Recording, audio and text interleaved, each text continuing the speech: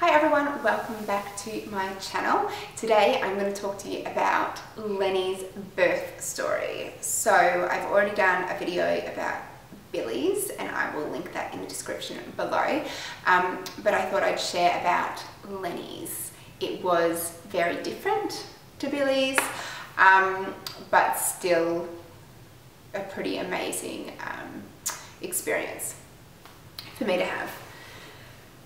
So, Leni, her pregnancy was definitely not as easy as Billie's. I did have some issues early on with things, and it just was a lot more sensitive, I suppose you could say, and it was, I had to be observed a lot more and all this kind of stuff. But anyway, at about 32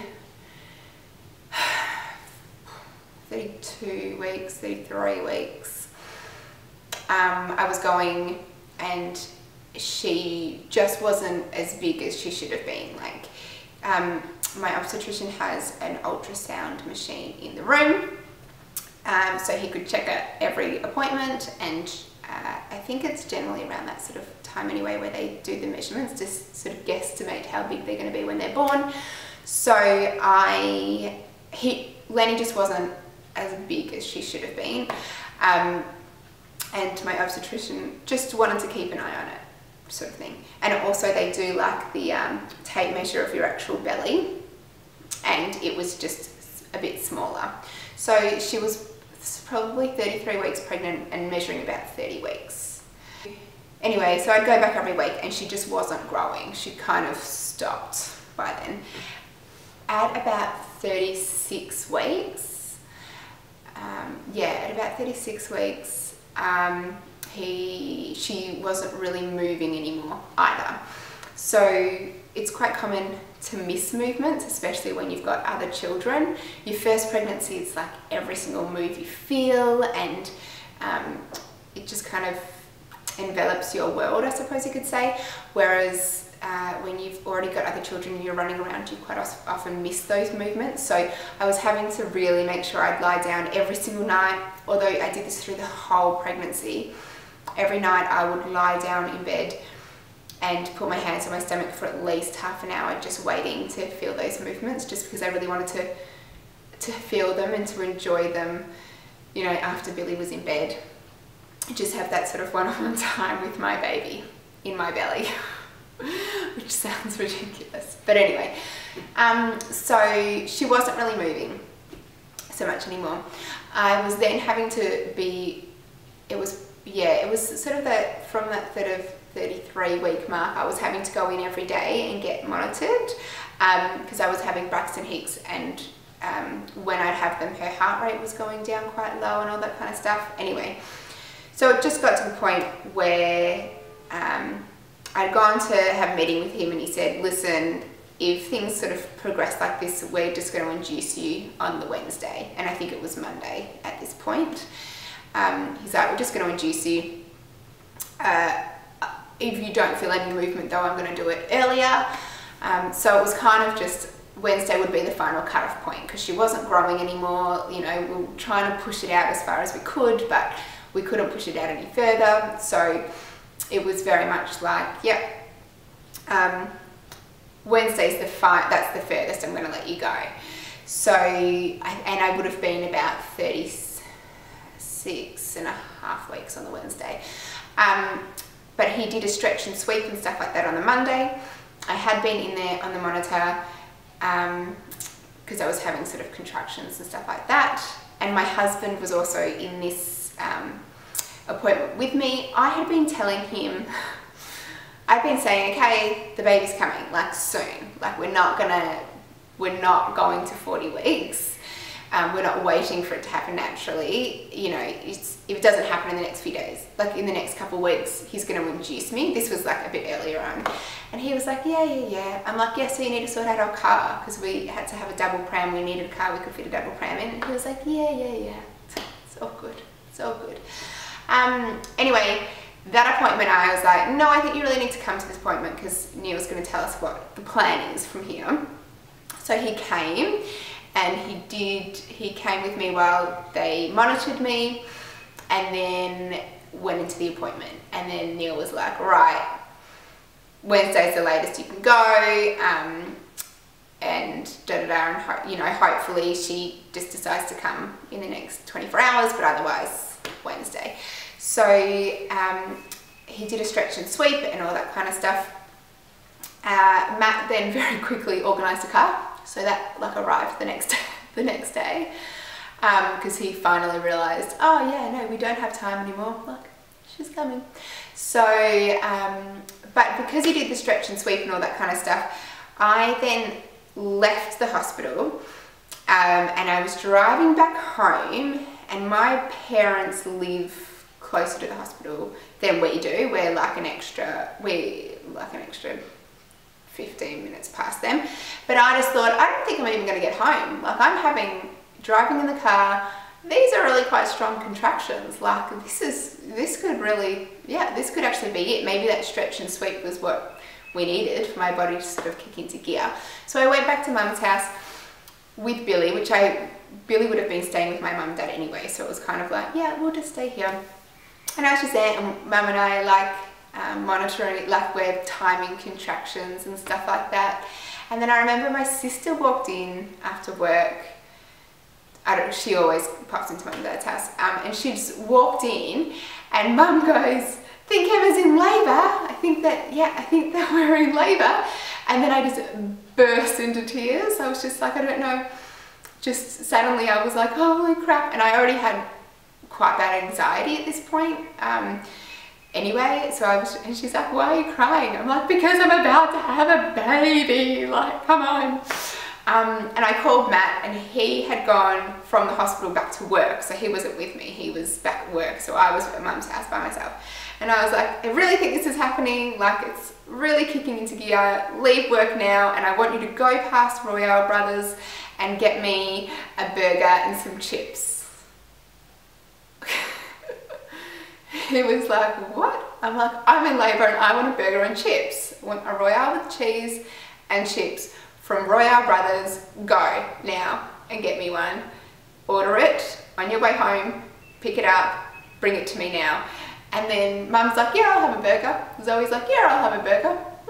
So then Matt went past and got us all burgers, which is such a weird thing to want apparently in labour. Even my obstetrician was like, that's a really strange thing that you've just eaten before you're like, anyway, it's what I wanted. So we did that, and then we stayed for a while, and we called my obstetrician because we were a bit of a higher risk with things anyway. He was like, just come in, like you don't need to wait until you're a minute apart, like just come in. So we drove in and everything stopped. Like everything. We got there, they hooked us up, like it stopped. And they say that this happens quite often, but just because I knew that like it would have been nice to go into labour on my own instead of being induced, and I was, anyway, it all stopped. So we stayed the night there, which was the Monday night. Yeah. And on Tuesday they're like go home, rest up, tomorrow you're having a baby, so just go home, have some downtime. So Billie had stayed the night at my mum's house that night, so my mum was like, we're just going to keep Billie, like we're just going to have her here, she'll be here for the week, it's totally fine, you guys just go and rest. So it was like bizarre. Matt and I came home, we were like, yep, so watch some TV, eat some food, have a bit of a rest. Matt did some like DIY-ish kind of stuff that needed to get done. It was very weird. Anyway, and then the next morning we woke up, they said we had to be at the hospital at 7 AM to be induced. So we drove to the hospital, and it was the weirdest thing. And got there, and I was in a really strange, funny mood, I think, because I was just like, hi everyone, here to have a baby. And it was just felt very surreal, I suppose. So my obstetrician came in, and he put the IV in me and sort of said, what do you want to do, like about pain? And I was like, oh, I'm just gonna go with the flow. Like I kind of want to feel labour, like I want to feel contractions, which might which might sound strange to some people to say I want to feel the pain a little bit, but I did. I wanted to feel like I was sort of part of it. So yeah, he just sort of started the induction, and I could feel them, and I was like, yeah, this is, you know, it's exciting. And then you start, you know, the chat, you see it on the chart going up and down, and it was getting stronger and stronger. And then I'd said, after a little while, not that long, because it happens quite quickly when you're induced, I'd said, yeah, okay, I want an epidural now. And they're like, the anaesthetist is just in surgery, he won't be long. So have some gas and air. And gas and air, I don't know for anyone else, but it made me feel really nauseous, like really nauseous. So I kind of used it a little bit, but I was like, no, this isn't sitting well with me. But then the pain got so bad that I was just sucking on it. Didn't care if I felt nauseous as long as the pain went away. So, and waiting for the anaesthetist to get there.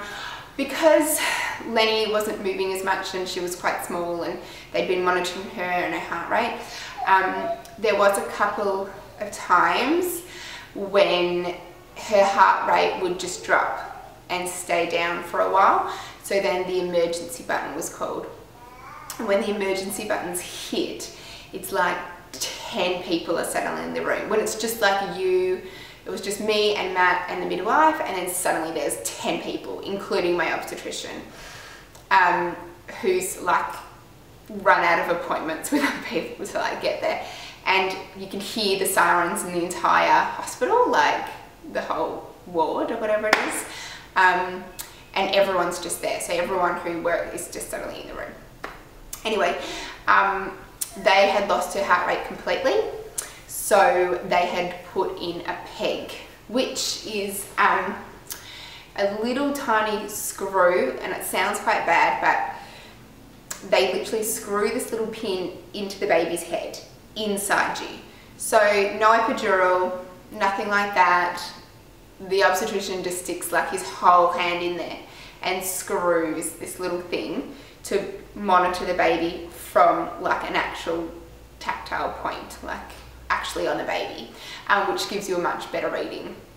And it's not, because usually you sort of get read by like those circle things that are just sit on your stomach, but that kept losing her. So they did this, they put the little thing in, and then her heart rate came back, and we found her again, and it was like, right, so incredibly painful to get that done. So that was good. And then the anaesthetist was still in surgery, so apparently was there a little bit longer than they had anticipated, which is why they hadn't called the on-call anaesthetist. Anyway, her heart rate once again dropped really low for a while. Emergency was called again, and then they start like manhandling you. And I don't know how else to put it, but literally I'm in so much pain because I'm in contractions and in labor, and they're like moving my body for me because I was just in pain, moving it to the side to try and get the baby in a different position, and all this sort of stuff, so that her heart rate would come back up again. And I was just like, ugh. Anyway, that's fine, her heart rate came back up again. Then the anaesthetist walked in, and the anaesthetists think that they're God. And quite often you're like, yeah, you probably are like pretty close, because you're about to take all this pain away from me. And when you're in that zone, you're just like, I just need something, and you've come to give it to me. So today, you know, and I'm saying, let's just buy him something really nice, you know. And he comes in and they sort of swagger in. This guy particularly thought he was eating a bit, but he sort of swaggered in. It's like, it's gonna take me 10 minutes to set up myself. Yeah, okay, I've done this before, move on. And then he has to go through all of like the side effects and blah, blah, blah, all the stuff that can go wrong, and before you get the epidural. And he was saying it to me, and then every time I get a contraction, which is like every minute, he's like, I'll just let you do this contraction. And I'm going, can you just freaking keep talking? I can hear you. It doesn't make me, like, I can hear you, so just keep talking, please, so that we can move on with this and get it done faster. And in my head, I was swearing so much. I'm not a big swearer. I was swearing so much. I was the rudest person in that room. Like, I was throwing shade. I was not happy. Anyway, apparently my midwife said to me, no, I don't think you said one swear word. All you did was keep apologizing to people. I'm so sorry to bother you, but I really need the anaesthetist. Could you come find out where the anaesthetist is, please? In my head, I was not saying those things, but it's nice to think that in reality, I was still being polite. And the midwife was just like, I don't think I've ever heard someone be so polite or apologize that much when they're in labor, when you're the one in labor. Anyway, he finally gives me the epidural, and he's like, so in 20 minutes you'll be pain-free, and I've just like solved world hunger. It didn't work. So it only took on one side. And I knew that this was happening because it was still bloody painful, but I could feel it ebbing off on one side. And I said to the midwife, it's only working on one side. It's only happening on one side. She's like, well, no, sometimes it just feels like that, or it's just, you know, working a bit faster on one side. So we'll just turn you to this side, and then hopefully we can, yeah, no, it didn't work. And then like 20 minutes later, I was still like screaming in pain. And I said to them, guys, I don't know if this is TMI, but I was like, guys, just need to let you know that I really need to do a poo. It's fine. I'll just do it here. Like, we're all friends now. We've all been in the room together for a few hours. Totally fine, guys. I'm just gonna lie on the bed here. It's fine. And then I'm like, that could be the baby. Like, you might be fully dilated. I was like, no. I'm not having a baby until the anaesthetist has come back and fixed my epidural. So no, it's not. Don't worry about it, guys. It's totally fine. It's just a poo. Like, it's fine. Don't worry. I'm happy to do it here. Like, it doesn't bother me that you're all here. It's fine. This was in between like contractions, obviously. But I was like, no, totally fine. Yeah, so it was the baby. She was here. Everything happened so fast at that point. They had set up for an emergency cesarean in this point because her heart rate was all over the shop and blah, blah, blah. So they were setting up for an emergency when I was like, guys, I really need to do a poo. And then they didn't do the emergency, obviously, because she was already coming out.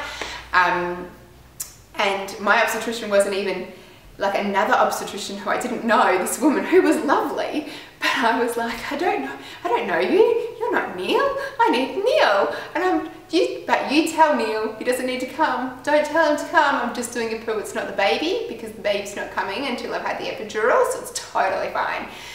And the obstetrician was like, Neil's on his way. He's just coming. I'm just coming because things are moving really quickly. And I'm saying it's totally fine. It's not the baby. It's fine. It's fine. The anaesthetist, excuse me. Could someone please find the anaesthetist? And then the anaesthetist walked in. Well, Neil walked in. And Neil was like, yep, having a baby. Let's do it. And the anaesthetist is going, oh, you don't seem as comfortable as you should do. No, I'm not. I'm not as comfortable as I should be. This is not ideal. I can feel everything on one side. So I gave birth. Leni was posterior, just like Billie, my first one was. And I could feel everything on one side of my body, which is bizarre. Like, it is bizarre. And painful on one side, and it happened really fast. I was pushing. The cord was wrapped around her neck, which essentially when I was having contractions was choking her, I suppose, which is why her heart rate was dropping, which is why they were setting up for an emergency cesarean that we didn't end up doing because she was there 2 seconds later. And when I was pushing her out, though, I did make a mental note of look down, because I really wanted to see, because I didn't watch it with Billie, and Matt he doesn't go down. He's very much at my head. He doesn't need to, just blood in his peripheral is enough for him to not be standing anymore. So he's like up here. But I did look down, and because she was posterior, she came out and then her head just turned like perfectly while her body was like still in me. Her head just turned and then the rest of her came out, and then she was on my chest, and it was so amazing, so bizarre. Once again, I was in so much shock. I didn't know what was going on. They unscrewed the little thing on her head. And they did all of her vitals. She was little. She was quite small, but fine. Everything seemed to be fine with her. She had a really good set of lungs on her, and she was just minute, like this little tiny person. And it was pretty spectacular and amazing. So even though it wasn't like my perfect birth plan or whatever, it was still so amazing that I want to do it again. Like, what does that make me? What does that even mean? What am I? But I feel so lucky because now I've got this tiny little person. She did have some stomach issues after that, and she was cow's milk intolerant and all that kind of stuff, but that was a whole other kettle of fish. I still just think it is so incredible what we go through. And anyone who does it without any pain relief, like, hats off to you. I think women are warriors. I think what we go through is just so incredible. I wouldn't give that up for anything. I feel very lucky to be a woman. I feel very lucky to be able to have carried babies and given birth to babies. I don't think it, makes it more or less special a time or more or less of an accomplishment the way you give birth, whether it be cesarean or vaginally or however you give birth. I just think that the fact that this little person was inside us and now they are on the outside world is exceptional. It blows my mind. So yeah, that is my story of Leni's birth. Please subscribe if you haven't already and give this video a thumbs up. If you want to see more of these videos, comment below on what kind of videos you want to see. I do a lot of videos about cleaning and organising and all that kind of stuff, but if there's anything else that you guys want to see, let me know and I will see you in my next video. Bye!